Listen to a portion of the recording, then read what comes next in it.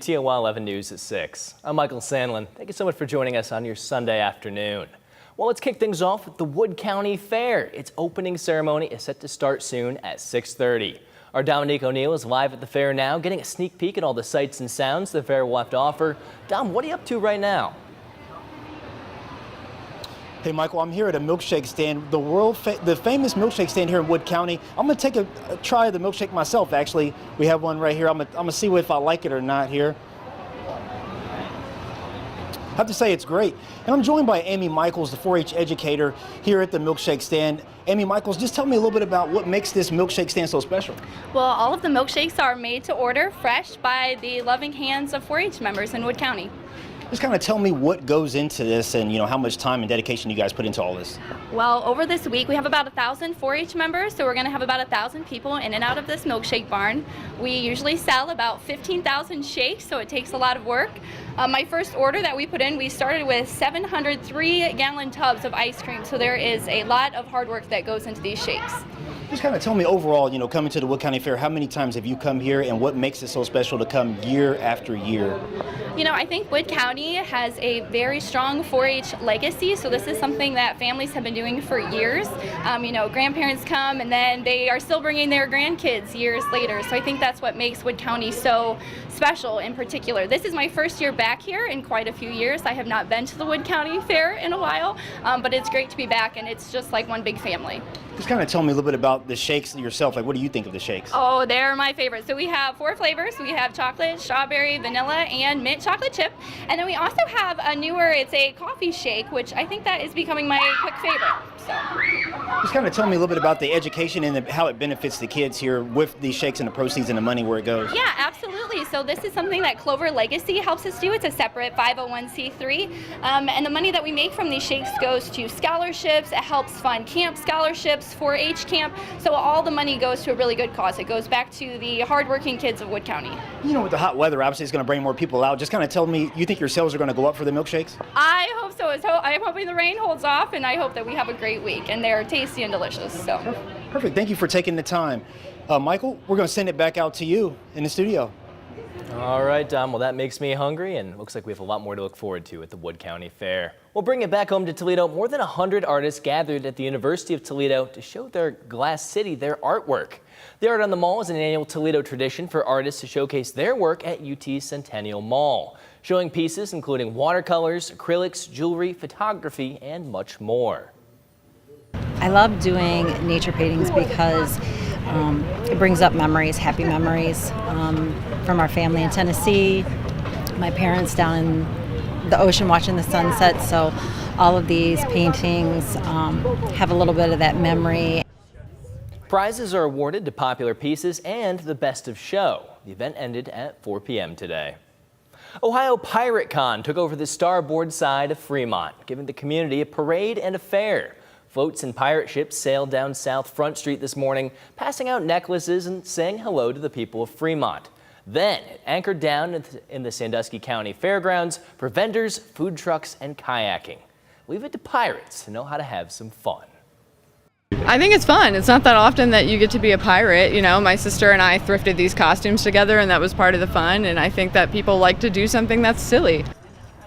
The bazaar in the fairgrounds ended at 5 this evening. John? Well, the heat and humidity are on for the week. Temperatures are going to be climbing up into the 90s with a feels like near 100, but there is some relief. I'm going to preview a cooler start to August coming up next.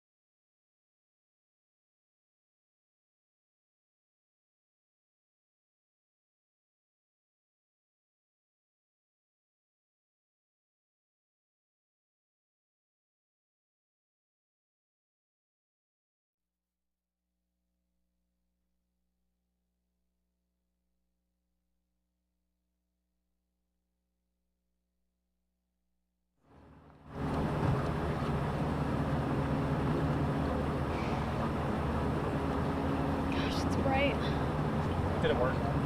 Still ringing. Is it? If it doesn't work, maybe try 16.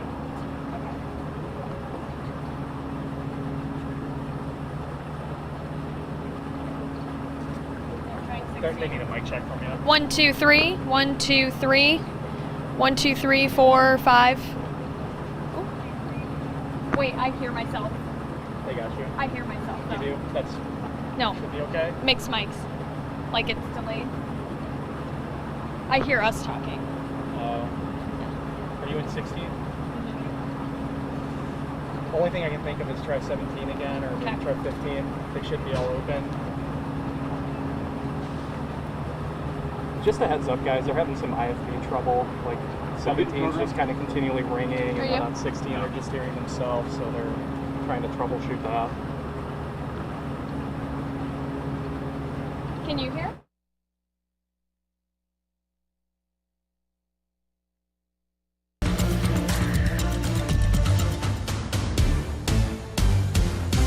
Well, the heat and humidity are here to stay for at least a couple more days, but there is relief into the start of August. Let's check out that work week forecast. Feeling hot and muggy with temperatures surging up into the lower 90s, and the heat index is going to be close to 100 degrees. We have stayed relatively dry and free of those pop-up showers. You may have seen some cumulus clouds bubbling up, but all of the storms are south of us, and it's 89 in Toledo, but 77 in Columbus. And you may be wondering, why is it so much cooler there? And it has to do with the clouds and the showers that are now moving off towards the Ohio River. The hour-by-hour forecast keeps us dry through the evening. Those showers move to the south. There is a weak little disturbance that could usher in just a couple pop-ups for your Monday, but I've only got a 20% chance of a storm in the forecast. In other words, most of the day is going to be dry, but there is a slight chance for a brief rain shower. It is going to be really hot and humid, 92 degrees, but the heat index closer to 100 in terms of how it feels. Out the door for that morning walk, it's already going to be in the low to mid 70s.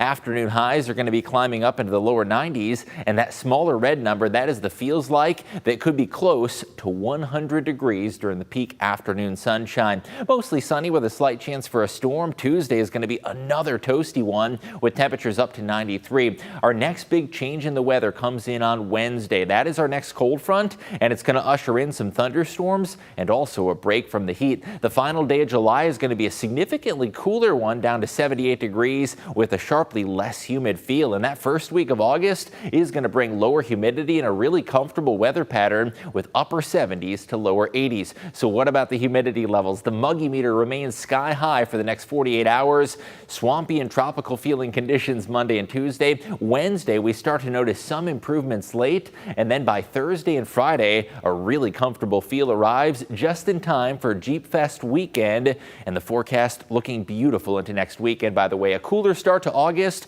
That first week of August likely to bring some below average temperatures. That next cold front ushers in some storms Wednesday. Temperatures are going to be down to the upper 70s for a couple of days, and sunshine and dry weather continuing into next weekend with a mainly dry and slightly cooler stretch of weather ahead. Now let's go to check of sports. All right, thanks, John. When we return, we hear from Greater Toledo Classic Legends event winner Angela Stanford. Plus, we update you on the Epson Tour event that teed off this afternoon. Those stories are coming up next in sports.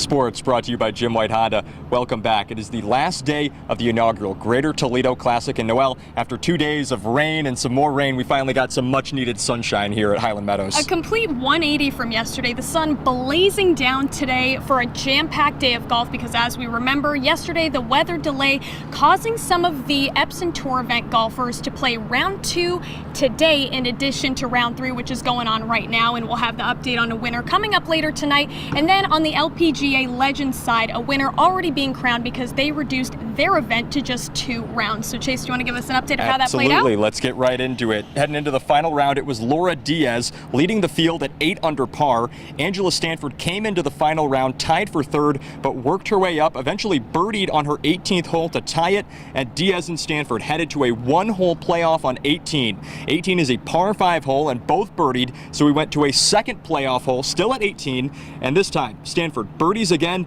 Diaz unable to do it again. So Angela Stanford wins the inaugural Legends of the LPGA event at the Greater Toledo Classic, presented by Stacy Lewis. Here's Angela Stanford after her playoff win. You know, I bogeyed the last hole to force us into a playoff, and, you know, I was actually just happy to be playing this week, and I had to remind myself of that when I got back on the 18th tee. I've kind of been dealing with a minor injury, and I did everything in my power to get here because I love this place. I love the people here, and it just would have broken my heart if I couldn't play. So I did everything in my power to get here, and so I caught myself standing on the tee thinking, at the beginning of the week, even 3 weeks ago, you would have been happy just to be in this playoff. So kind of had to get my attitude back in check and kind of try to start over there. And switching over to the Epson Tour event, the final round teed off at 2 o'clock. The final grouping that included Mia Hammond, Erica Hara, Gurleen Kaur teed off at about 3:30. Hammond came into the day leading the group at 10 under par. Had some breathing room between her and Hara, who started out 7 under. But a couple golfers have crept up to Hammond on the leaderboard. Chase, let's take a look. Noel, thanks. So the way things stand right now, Hammond holding on to that lead now at 11 under par. China's Yu Ren has jumped up into the second spot at 10 under. Then a 3-way tie for 3rd between Minji Kang, Megan Schofield, and Erica Hara, all at 9 under. Right behind them, rounding it out, is Haley Cooper at 8 under. And that's going to do it for us right now from Highland Meadows Golf Club. Be sure to tune in later tonight for an update on the winner of the Epson Tour event, as well as some more stories about the volunteers today at the Greater Toledo Classic. But until then, that's all for sports.